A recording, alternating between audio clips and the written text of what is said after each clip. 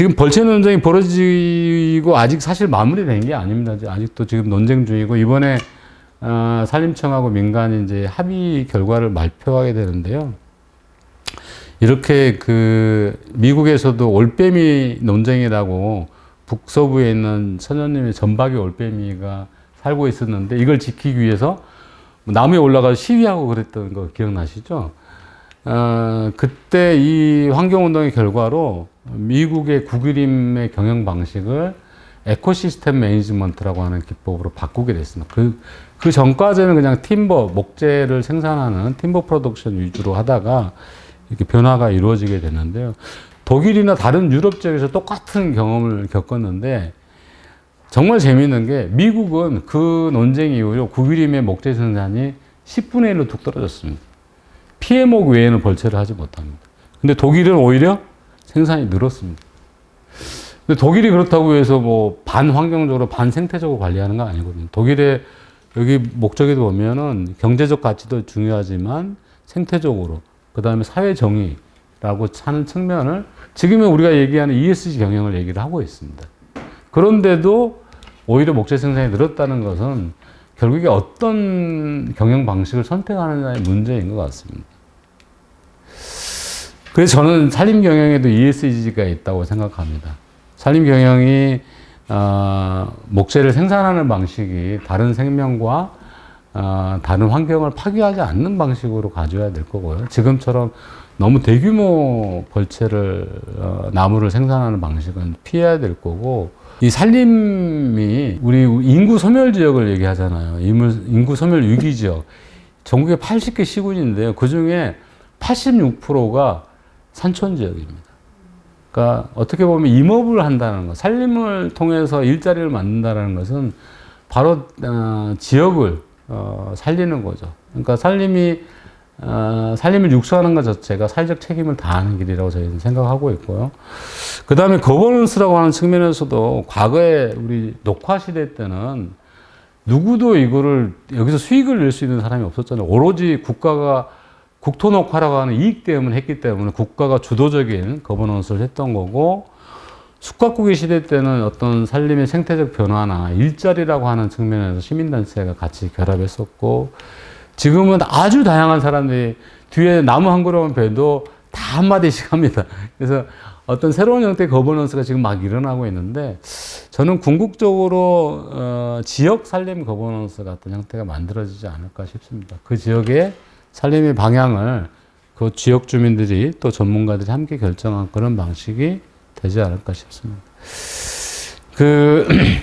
산림은 기본적으로 40년은 걸리고 매우 정상적인 아주 부가가치가 높은 산림 경영으로 가려면 100년이 걸린다. 라는 얘기를 듣고 제가, 오래 달리기구나. 이거 엄청 힘들겠다. 뭐 마라톤 같은 걸 이렇게 잘 해야 된다고 생각을 했는데, 이번에 사실 이 책을 쓰고 나서 제가 느꼈던 게, 오래 달리기가 아니라 이어 달리기구나. 제 은사님은 결국에 아마 이렇게 목재가 막 잘 생산되고 이런 거를 보지 못하고 돌아가실 것 같고요.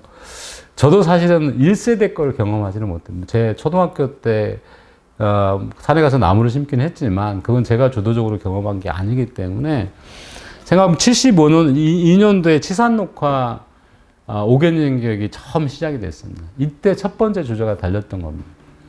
그 다음에 1988년은 무슨 해일까요? 올림픽이네요. 이때 휴양림이 처음 만들어졌습니다. 한 20년 정도가 지나니까 산에 계곡에 물이 흐르기 시작한 겁니다. 우리는 휴양 그러면 발목에 물이 차야 되잖아요.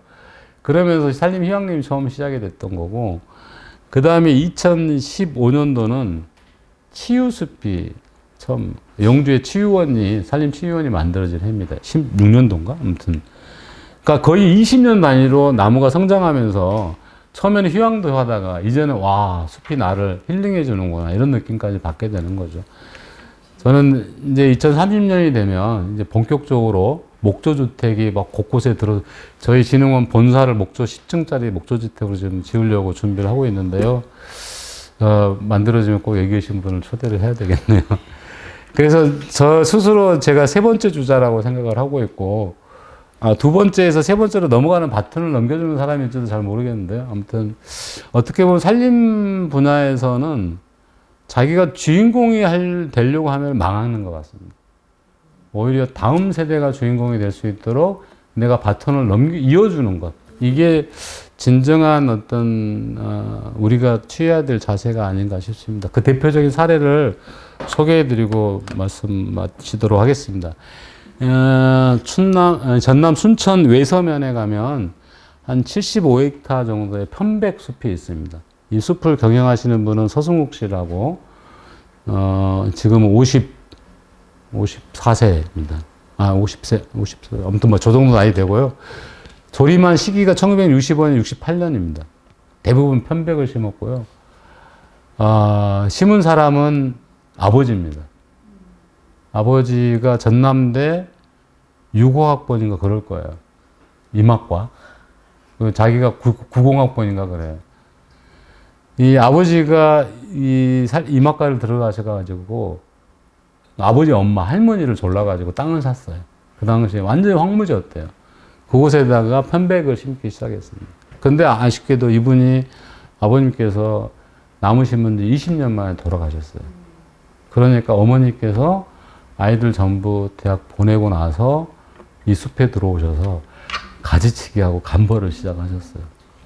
그리고 지금 이분이 몇 년 전부터 그 숲을 직접 경영해 생산하고 있습니다. 근데 언젠가 한번 모시고 가보면 좋겠는데요. 이거 보시는 것처럼 이렇게 곳곳에 다 길이 나 있습니다. 길을 만든 이유는 자기가 생산을 할 때 남아있는 나무들이 다치지 않도록. 보면은, 이 밑에 새끼 편백들이 올라오고 있거든요.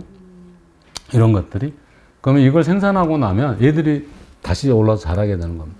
굳이 힘들여서 나무 심기를 하지 않아도 됩니다. 돈 들이지도 않고 훨씬 효율적인 방식으로 이렇게 살림을 경영해서 제가 순천 시장님을 모시고 가서 여기 소개를 했고 이분 매출이 한 1억 5천 정도 되거든요. 1억 5천이 거의 순식이에 가까운 건데요. 했더니만 시장님이 뭐 1억 5천밖에 못 벌어? 그러시더라고요. 그래서 그냥 70억 다 배면 되지. 그랬더니만 이분이 갑자기 화를 내시면서 서승욱 사장님이 그러면은 내년에 못 먹고 사냐. 이분은 지속 가능한 살림에 대한 철학을 가지고 계시고 전체 75헥타 중에서 50헥타만 매년 1헥타씩만 생산을 해서 순환을 시키고요. 25헥타는 아버지를 기념하기 위해서 편백숲을 남기기로 했고 마침 그 앞에 물이 엄청 나와서 거기에다 지금 이 호수를 만들었습니다. 그리고 붕어를 100마리 뿌려놓고 낚시터를 만들어 놓고 글램핑장을 준비를 하고 있습니다. 어떻게 보면 살림에서 6차 산업까지 계획을 하고 계신 거죠.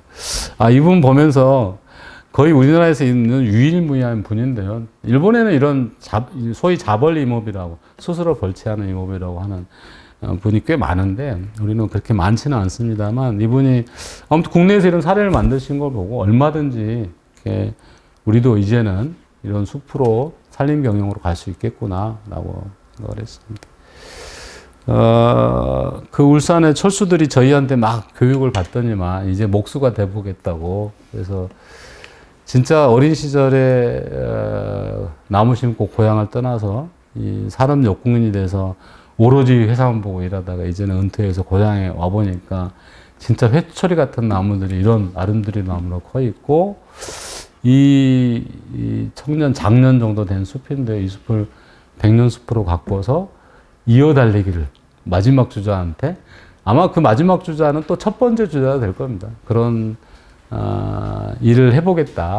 이거를 좀 사회적으로 지지하고 함께 해보자. 왜냐하면 사실 목재 산업이 그렇게 유망한 산업은 아니거든요. 근데 우리가 지금 탄소 중립으로 사회로 가야 되는 숙제, 그 다음에 은퇴자들이 또는 청년들이 새로운 일자리를 찾는 시대, 이런 것들을 고려할 때면 충분히 국가 사회적으로 우리가 투자하고 함께 할 만한 살림 경영이 되지 않을까 이렇게 생각하면서 저 책을 썼던 것 같습니다. 이상 말씀드렸습니다. 고맙습니다. 질문하실 거 있으시면 지능 작가들 네. 네. 일찌감치 그랬는 헥타르로 얘기하시는데 1헥타르가 몇평 됩니까? 평으로 3,000평입니다. 1헥타르가 한 3,000평. 예. 보통 우리 좀 규모가 있는 학교 운동장. 예. 그 정도가 1헥타르라고. 예. 학교 한 부지 정도가 1헥타르 정도 됩니다. 그럼 그걸 아까 뭘 자벌 이모 자기가 예, 예. 자기가 심어서 자기가 벌채해서 어느 정도 경제성 이분 이제 75헥타 가지고 하시는데 이분은 편백을 쓰기 때문에 그러시고요. 편백이 부가가치가 높거든요. 왜냐하면 편백은 잎도 다 따가지고 정유 회사에 넘깁니다. 그래서 우리 편백유 오일 나오죠. 이걸 만들고요. 거의 매출의 3분의 1에서 절반이 여기에서 나옵니다. 이번에 코로나 때요. 없어서 못 벌었답니다. 예. 예. 그렇게 면역력이 좋죠. 그렇죠. 그렇죠. 예. 그 다음에 나무는 제재해서 팔고, 이분이 또 뭐 가구도 배우셔가지고 가구도 만들고 그러시는데, 나무 가격도 다른 나무에 비해서 훨씬 더 높습니다. 그렇게 해서 이제 75헥타 가지고 되는 거고, 저희가 저렇게 목재 생산만 해가지고는, 사실은 최소한 100헥타 이상? 아니면 200헥타 정도? 이 정도는 돼야지 목재 생산으로 가능하겠다라고 판단하는데요. 헥타르는 30만 원. 예, 예. 근데 이제, 꼭, 우리는 이제 목재 생산만 고려 안 해도 될 것 같습니다. 왜냐하면 제가 봤던 최근에 산양삼을 재배하시는 분에 가봤더니만 산양삼이 잘 자랄 수 있는 곳이 낙엽송 한 40년 된 숲. 그러니까 그 다음에 참나무와 소나무가 서로 혼여되어 있는 숲. 그것도 한 4, 50년 정도 된 숲인데요. 낙엽송은 워낙에 성격상 겨울에 잎이 지기 때문에 활엽수들이 많이 올라와 있습니다. 약간의 그런 침엽수 지역이 좋은데 혼효가 돼 있는 활엽수랑 섞여 있는 그런 공간이 좋고요. 바람이 잘 통하고 뭐 이런 몇 가지 조건들 얘기하시던데 이것도 역시 인삼을 키우는 거라 산에서 인삼을 키우는 거라 산에서 인삼 키운다 그러면 우리 임가들한테 얻어맞고요. 그 산에서 산양삼을 키우는 거라 오래 재배할 수는 없습니다. 한 20년 정도 저희가 내다보고 있는데요. 그분들, 그러니까 낙엽송이 지금 50년 숲에서 20년 동안 밑에서 산양삼을 재배하고 20년 뒤에 낙엽송을 벌채하면 지금은 12만원 받을 걸 20만원 받을 수가 있거든요. 잎방이나 톤당. 이제는 그런 경영 시스템이 가능해진 거고, 그 다음에 또 많은 분들이 사실 산지에서 재배하는 뭐 삼이나 나물류들을 체험으로 판매를 많이 합니다. 그러니까 서비스를 결합한 방식으로 하고 있어서 그러니까 저렇게 75헥타가 복합적인 방식으로 일어난다면 한 50에서 70헥타도 충분히 저는 가능할 거라고 봅니다. 네. 지금 순전히 이제 숲경영의 입장에서 네. 기술 교류라든지 이런 학자는 아닙니까? 맞습니다. 그래서 국가적인 투자가 필요한 부분이 이제 임도, 숲길을 내는 거는 개인들이 할 수 없는 일이다 보니까 그 숲길을 조성해 주는 것. 그 다음에 이제 지금은 단순하게 조림을 지원하는데 오히려 사실 생산 영역이 지금 수지가 잘 안 맞고 있거든요. 그래서 그런 생산 기계화 시켜준다든지 좀 더 효율적으로 생산하게 해준다든지 이런 것과 제재 산업이 워낙 죽다 보는데 지금 이제 최근에 저희가 그 펄프 공장에서 나노셀룰로스라는 걸 만들었어요. 그러니까 펄프를 더 잘게 쪼개는 겁니다. 그러면은 거의 석유화 되는 겁니다. 그래서 그걸로 모든 물질을 다 만들 수 있어요. 우리가 생각하는 플라스틱으로 만든 모든 물질을 사실 나무로 대체할 수 있거든요. 이제 거기를 그런 산업화 시켜나가는데, 그 다음에 합판 공장이 한때는 우리나라를 먹여 살렸지 않습니까? 70년대만 하더라도. 근데 지금 합판 공장이 돌아온 것이 한 곳도 없습니다. 근데 공장의 시설들은 아직 남아 있습니다. 그걸 시설들을 지금 예전에는 인천과 부산 이런 데 있었는데 얘들을 다시 생산지랑 붙여가지고 합판 공장을 다시 돌려주는 일, 이런 것들은 사실 정부가 아니면 하기 어렵습니다. 일본 같은 경우도 국내제 이용을 활성화시키기 위해서 합판 시장을 산으로 데려갔습니다. 그 생산지, 목재 생산지 주변에다 합판 공장을 만들어 놓고, 그래서 막 준비를 하고 있었는데, 공교롭게도 그 후쿠시마 사건이 많은 이재민을 만들었잖아요. 이재민들이 긴급 구호 주택을 이 합판으로 만들었습니다. 그러면서 이 합판 산업을 다시 일으켜 세우게 된 겁니다, 일본에. 그런 것처럼 그 우리가 좀 전략적으로 합판 산업이나 또 아까 목조 건축을 하는데 CLT랑 글루램이라고는 두 가지 기술이 있는데 하나는 뭐 두 가지 다 비슷한 기술인데요. 아무튼 이 공장들을 이제는 그거 국산재료 이용해서 만들 수 있으니까. 근데 초기 투자를 좀 지원해 주는 만. 그래서 지금 산림청에서 한 70% 정도를 지원해 주고 있는데 초기 투자비에 뭐 1년에 한 곳 정도 하고 있는데 조금 늘려야 될 것 같고요. 그 다음에 이제 인제 같은 경우는 산림 관광으로 먹고 살 수 있는 곳입니다. 거긴 전체 GDP의 30%를 산림 관광에서 이미 확보하고 있거든요. 자작나무 숲 하나 가지고. 예. 그런 것들이 이제 체계적인 근데 거기도 역시 숲길이 필요한 거고 또 청년들이 가서 일할 수 있는, 청년들이 새로운 삶들을 계획할 수 있는 그런 것들. 또 그 밖에 그러니까 목재 건축이나 플라스틱을 대체할 수 있는 산업을 일으켜주는 일. 그 다음에 산에 인프라를 깔아서 그 인프라가 도로만 있는 게 아니라 정보 인프라도 있고요. 뭐 다양한 노력들이 좀 필요하고. 그 다음에 체계적으로 이 사람들 다시 재교육하는 일. 이런 것들을 정부에서 좀 나서서 해줘야 되지 않을까. 그 다음에 가장 중요한 일로, 지금은 저희가 그냥 시장에 맡겨놨습니다. 이게 나무를 어디서 베든지 말든지. 근데 그렇게 하다 보면 대부분 다 길가에 있는 좋은 나무를 베니다. 근데 길가에 있는 좋은 나무가 공익적으로는 가장 중요한 나무들입니다. 그렇잖아요. 국도변에 늘 지나가면서 운전하면서 보는데, 아이, 저거 경관 망쳤어. 그럼 그 지역에 다시 안 가줘요. 그래서 그 지역에 있는 나무들은 100년 숲으로 관리하고, 나중에 이제 택벌림이라고 하는 기술이 있는데, 전혀 그 산림적 경관을 훼손하지 않고 필요한 것만 생산할 수 있는 그런 체제로 가려면 결국에 누군가가 전체적으로 산주들을 다 모아서 대리 경영 시스템을 만들어줘야 되는데 그거의 일자리들을 사실 산림청이 만드는 게 굉장히 중요합니다. 전국적으로 저희가 계산하면 6,000명이 필요하는데요.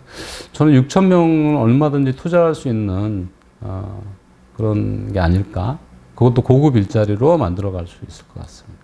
그런 것들이 국가가 좀 투자해서 예전에 조림 시대를 한번 국가가 투자를 했고요. 그 다음에 98년도에 IMF 때 숙박고기 공공근로 사업이라고 일자리 형태로 투자를 했었는데 이제는 산업화를 위한 투자를 마지막으로 한번 해줘야지 우리가 독일이나 일본 같은 산림 산업국가 또는 산림 선진국 이렇게 갈 수 있지 않을까 싶습니다.